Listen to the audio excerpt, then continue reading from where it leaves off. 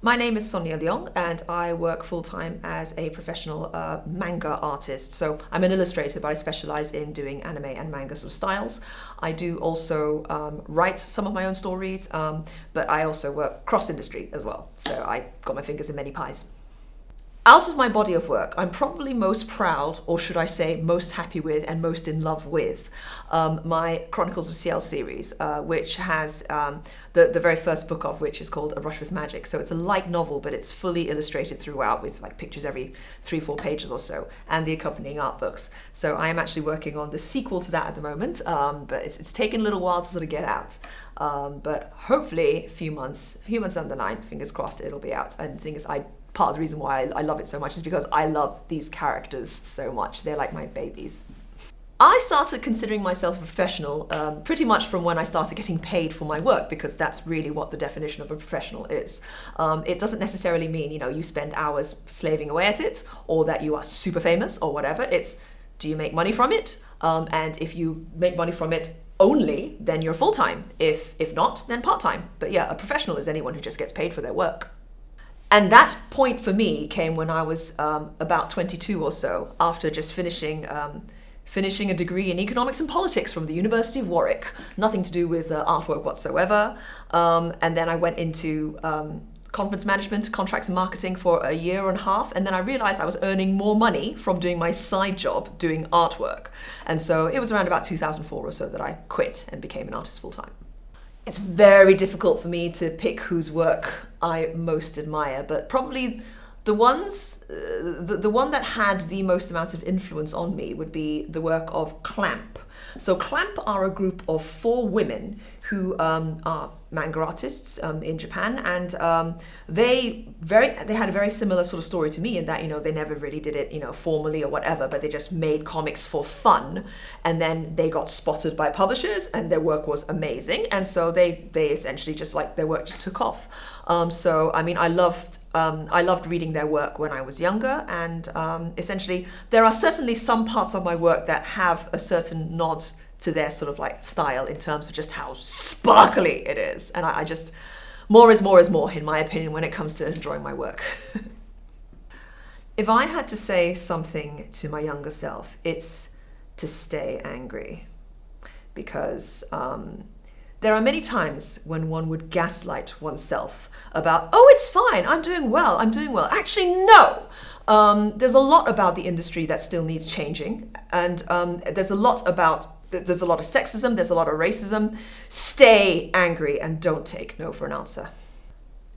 In my creative process, I'm probably most well known for just having a very, very clean sort of look to my artwork. And that could be even from my draft pencil lines or my inks. I find it, so it's funny, we most admire looseness if our stuff is neat, and we most admire neatness if our stuff is loose. It's like we admire the qualities which we ourselves might struggle with. But I do acknowledge that many people have commented that part of the creative process that I'm known for is just having very, very, well, first of all, very, very accurate lines and very accurate sort of anatomy, I suppose. But then leading through to very clean, but also very colorful sort of work. So the thing is, it's a bit difficult for me to say if there's a signature sort of like thing about my creative process, because I've been a freelancer, but also very flexible in terms of all the industries I've worked for. I'm very flexible in style, so I've worked with very, very sort of manga slanting, very, very, very shoujo, as in very super, super girly, sparkly, pretty sort of stuff. But then I've also drawn really, really gory stuff. I've also worked for the Western comic book industry. I've done children's book literature. So it's a bit hard for me to say, oh, I'm known for a particular technique.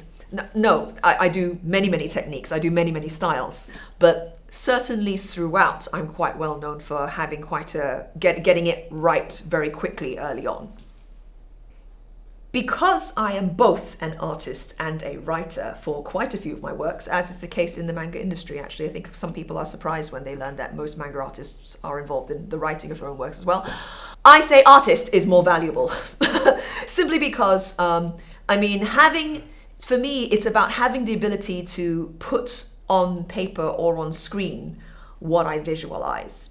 And I think that if one can do that, then you're mostly sorted, and you can always collaborate with someone if you want an idea. Whereas to be a writer is just lots of frustration, because you have these amazing stories, but how on earth, you can't realize them as easily, So I would say artist is slightly more valuable because we realize these grand ideas.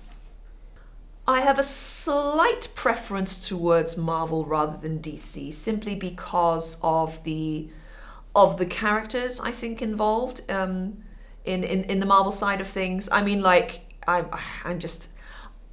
like characters which show shades of everything but don't take themselves too seriously. So I think the DC side of things is a little bit too serious for me compared to the Marvel side of things. That's my slight preference.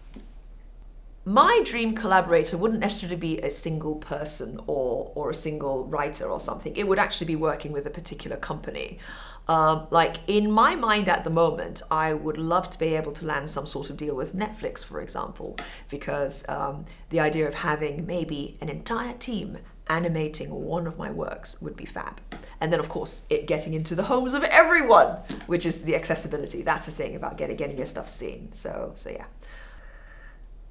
At this point in time, if I had to pick a particular character to draw, I mean, I'm a big fan of big rolling fantasy sort of things. It's like I'd love to do a manga version of The Witcher. My favorite story would be something I picked up back when I was only about 6-7 years old, and I made friends with a Japanese girl who lent me her comic books. And it's a work by Clamp, my favorite artist group, and it's Cardcaptor Sakura. It's still one of my favorite mangas, and I still remember reading it as a young girl. And I collected pretty much all the volumes, and I even remember reading it in Japanese and translating it directly just so that I can figure out what everything goes on.